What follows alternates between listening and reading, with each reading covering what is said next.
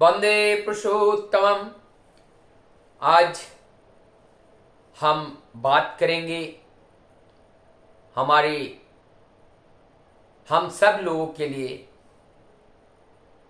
जो एक विज्ञान विभूति के रूप में आज जो चंद्रयान थर्ड जो लैंड किए हैं और चंद्रमा के ऊपर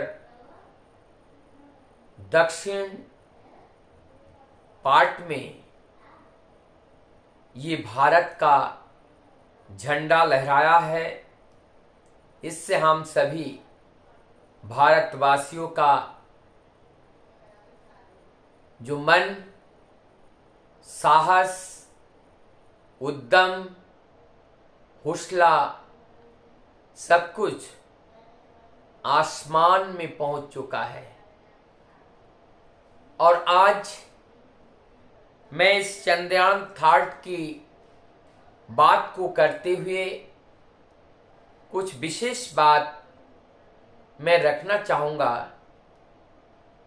इस तरह के जो खोज हैं, इस खोज के जनक को अगर तलाश करें, इस खोज के जो पितामह हैं उनको अगर हम खोज करें, या इस खोज के जो कारण पुरुष हैं उसको अगर हम खोज करें, तो हमें मिलते हैं ऐसा एक दृष्टा पुरुष, ऐसा एक त्रिकालदर्शी पुरुष जिनको तीनों काल एक साथ दिखाई पड़ता है।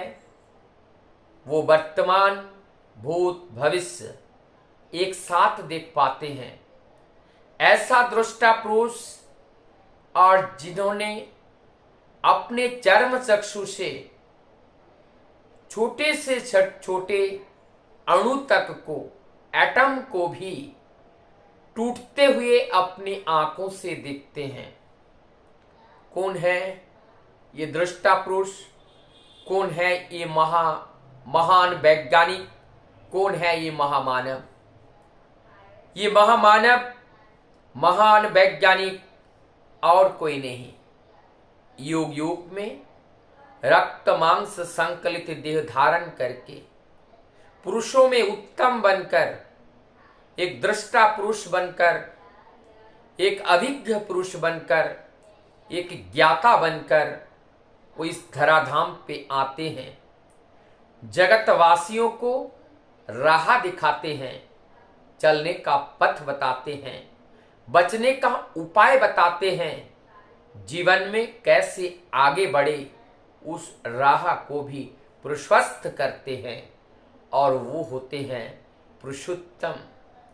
चाहे वो राम हो, चाहे कृष्ण हो, चाहे बुद्ध हो, चाहे जीसस हो, चाहे गौरांग महाप्रभु हो, चाहे रामकृष्ण परमहंस देव जी हो, चाहे आज कलयुग के अंत में परम दयाल श्री ठाकुर अनुकूल चंद्र के रूप में हो। आज इस विज्ञान के चरम युग में पुरुषोत्तम इस धराधाम पे आए हैं। अनेकों तरह से उन्होंने इस विज्ञान के बारे में अनेक बातें परम दयाल श्री ठाकुर जी ने रखे हैं।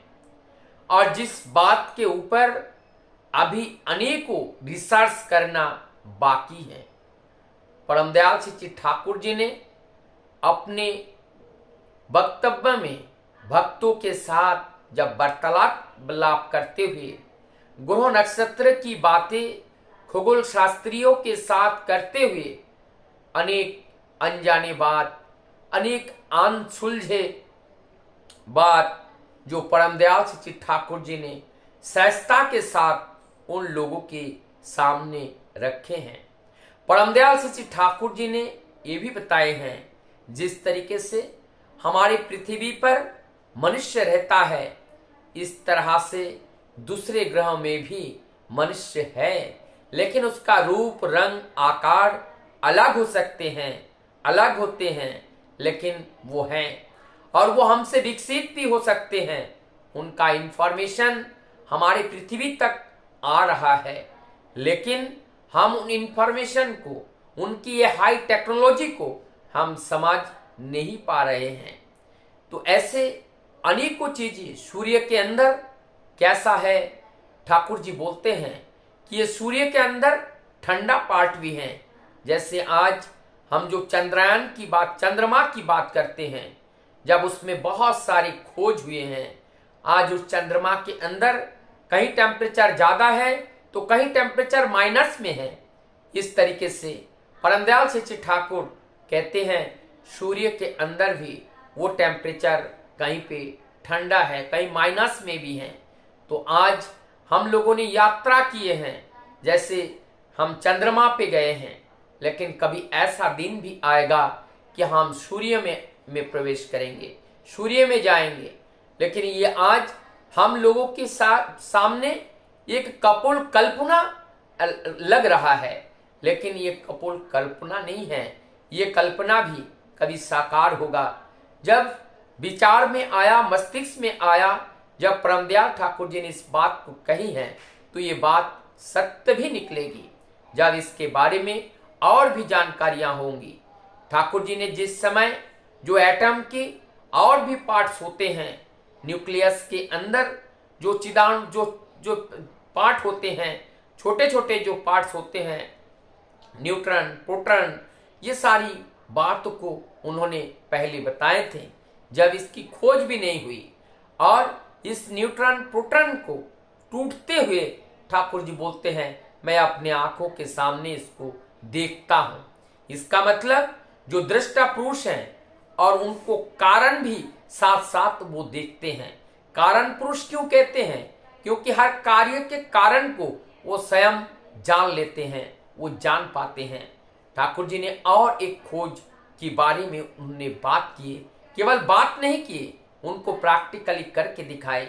जो आज हमारी जो वैज्ञानिक हैं और हमारे जो चिकित्सा पद्धति के जो डॉक्टर्स हैं, बहुत से डॉक्टर इस बात में सहमति नहीं होंगे कि किस तरीके से नाम के माध्यम से, पवित्र नाम के माध्यम से हम जो रोगियों की बीमारी को हम दूर कर सकते हैं।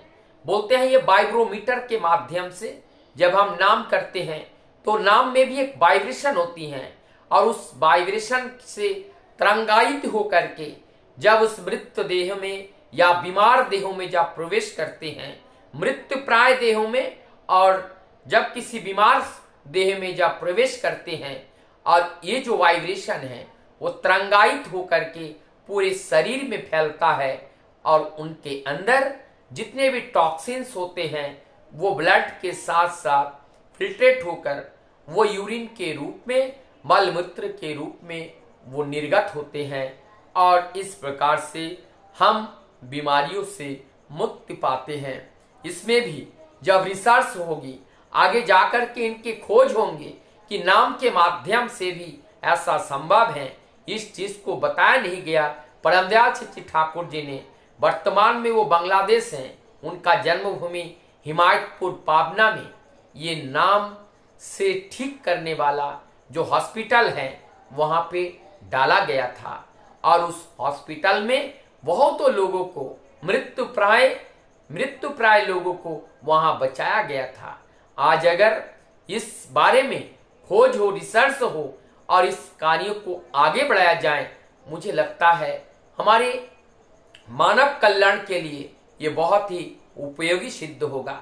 इस तरह से परम दयाल के दिया हुआ जो विज्ञान विभूति है, इस विज्ञान विभूति में बहुत सारी बातें इस तरीके से लिखी हुई हैं। यदि उस बात को हम लोग उस बात के अनुसार अगर चल करके हम उनको रिसर्च करें, तो हम लोगों के बहुत अनसुलझे जो बातें हैं, अनजाने जो बातें हैं, वो निकल के सामने आएगा, जो मानव कल्याण के लिए प्रायोगिक होगा। आज जिस तरह से चंद्रयान 3 के लैंडिंग के बाद भारत का जो स्थान है, स्पेस में भी भारत का स्थान ऊंचा हुआ है, और ये सारे चीज को देखते हुए हमें ऐसा लगता है जो स्वप्न ये हमारी धरती पर जैसे जैसे बारंबार रामकृष्ण बुद्ध जिसास गौरंग महाप्रभु पूर्व पूर्व पुरुषोत्तम ने जिस स्वप्न को देखा कि इस जगत को एक साथ लेकर के चलना और इस जगत का विश्व गुरु के रूप में नेतृत्व करने का दायित्व जो भारत के ऊपर है, आज वो भारत उसी के ऊपर खड़ा उतार रहा है। और आने वाले दिनों में निश्चित ही भारत संपूर्ण जगत की रक्षा भी करेंगे, संपूर्ण जगत के पथ प्रदर्शक भी बनेंगे और संपूर्ण जगत के सभी तरह के समस्याओं का समाधान देने के लिए प्रस्तुत रहेंगे। आज इस बढ़ती हुई कदम को देखकर दुनिया के सभी देश जो भारत के सामने भारत को और मुंह करके भारत की ओर देखने में उनको अच्छा नहीं लगता था, आज वो कदम बढ़ा रहे हैं भारत की ओर। ये गौरव की बात है और इस गौरव की बात तभी गौरवान्वित होते हैं क्योंकि हमारी भारतीय परंपरा में विज्ञान और धर्म साथ साथ चलती हैं।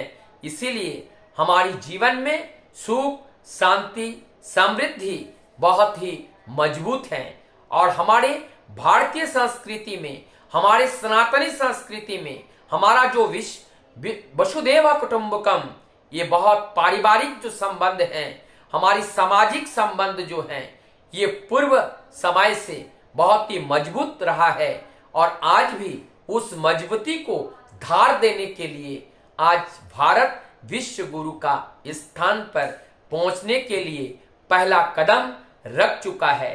साथ साथ जो हम विकासशील देश हैं, कैसे हम विकसित बने और इस विकसित बनने के लिए इस एकजुटता, इस अखंडता और इस तरीके से एक आदर्श को जीवन में लेकर चलने का समय आ चुका है।